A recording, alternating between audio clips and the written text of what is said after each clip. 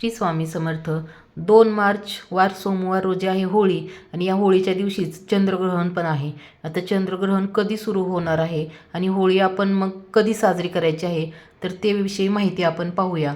तर बघा, पौर्णिमा जी आहे ती 2 तारखेला संध्याकाळी 5:55 सुरू होत आहे व ती 3 तारखेला संध्याकाळी 5:07 संपत आहे। उदय तिथीनुसार पौर्णिमा ही 3 मार्चलाच धरली जाणार आहे। म्हणजे जेव्हा सूर्य उगवतो तेव्हा पौर्णिमा चालू असणार आहे, त्यामुळे ती 3 तारखेची पौर्णिमा असणार आहे। पण त्या दिवशी चंद्रग्रहण असल्यामुळे आपल्याला होळी ही 2 तारखेला संध्याकाळी 6 वाजेच्या नंतर साजरी करायची आहे। प्रत्येक पौर्णिमेचं एक वेगळं महत्त्व असतं आणि फाल्गुन पौर्णिमेचं महत्त्व असं आहे की वाईटावर चांगल्याचा विजय होतो। तर आपल्याला 2 तारखेच्या संध्याकाळी होळी साजरी करायची आहे। पण होळीच्या दिवशी आपल्याला दिवसभरामध्ये काही नियम आहेत ते पाळायचे आहेत। ते म्हणजे काय खायचं आणि काय नाही खायचं। तर आपल्याला या दिवशी परान्न टाळायचं आहे, दुसऱ्याच्या घरचं अन्न खायचं नाही आहे होळीच्या दिवशी। आणि दुसरी गोष्ट अशी की आपल्याला पांढऱ्या कलरचं अन्न पण खायचं नाही, म्हणजे कोणती मिठाई असो किंवा काही असो, पांढऱ्या कलरचं अन्न खायचं नाही आहे। आणि एक पानांमध्ये बघा, विड्याचं पान असतं, नागवेलीचं पान, ते पण आपण त्या दिवशी खायचं नाही, ते टाळायचं आहे या दिवशी। असे जे 2-3 पदार्थ आहेत ते या दिवशी आपल्याला खायचे नाही आहेत, वर्ज्य करायचे आहेत। तर आपण त्या दिवशी परान्न खायचं नाही आहे। पण जर कोणाला मेसचं खाता असाल किंवा हॉटेलचं आणून खायचं असेल तर आपण ते खाऊ शकतो, ते आपण पैसे देऊन खात असतो, त्यामुळे हॉटेलचं किंवा मेसचं चालू शकतं त्या दिवशी। तर दुसऱ्या दिवशी 3 मार्चला आहे चंद्रग्रहण। तर चंद्रग्रहण दुपारी 3:20 चालू होत आहे व ते 6:46 संपणार आहे। आणि त्याचे सूतक जे आहे ते 9 तास अगोदर चालू होत असते, म्हणजे ग्रहणाचं सूतक म्हणतात ते 9 तास अगोदर म्हटलं तर सकाळपासूनच ते सूतक चालू असणार आहे। आणि त्याचा पुण्यकाळ आहे तो संध्याकाळी 6:20 ते 6:46 एवढा पुण्यकाळ आहे ग्रहणाचा। तर या ग्रहण काळामध्ये बघा, जे आजारी व्यक्ती आहेत किंवा कोणाला रेग्युलर गोळी चालू आहे तर त्या व्यक्तींनी कुठलेही नियम पाळू नये, त्यांनी त्यांची गोळी टाईमवरती घ्यावी, आराम करावा, त्यांना तहान लागले पाणी प्यावं, अशा सर्व गोष्टी ते करू शकतात, त्यांनी कोणतेही नियम पाळू नयेत।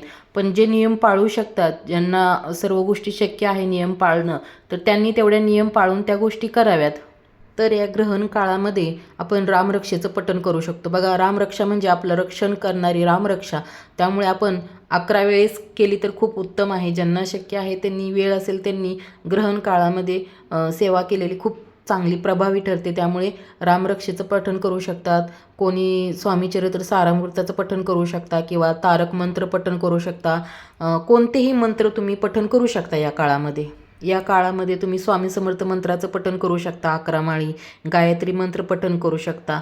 जे पण तुम्ही देवाची सेवा केलेली ह्या काळामध्ये खूप प्रभावी आहे। आणि ग्रहण काळ हा थोडासा आपण वाईट काळ समजला जातो, तसा तो वाईट नसतो, पण आपली समजूत आहे की ग्रहण म्हणजे वाईट। तर तुम्ही त्यापेक्षा मनात भीती घेण्यापेक्षा देवाची सेवा केलेली कधी पण चांगली।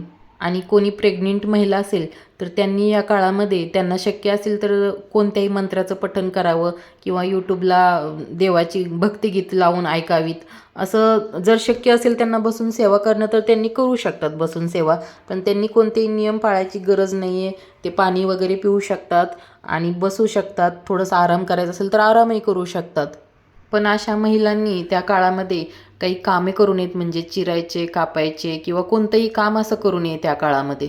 आता काही लोक आहेत त्यांना चंद्रग्रहण पाहायचं असतं, त्यांची इच्छाच असते की आम्हाला चंद्रग्रहण पाहायचं आहे। आता शास्त्रज्ञ वगैरे तर त्यांच्यासाठी ही सुवर्ण संधी असते त्याच्यावरती संशोधन करण्यासाठी, पण नॉर्मल लोकांमध्ये पण त्यांना पाहण्याची उत्सुकता असते की ग्रहण कसं दिसतं त्या काळामध्ये।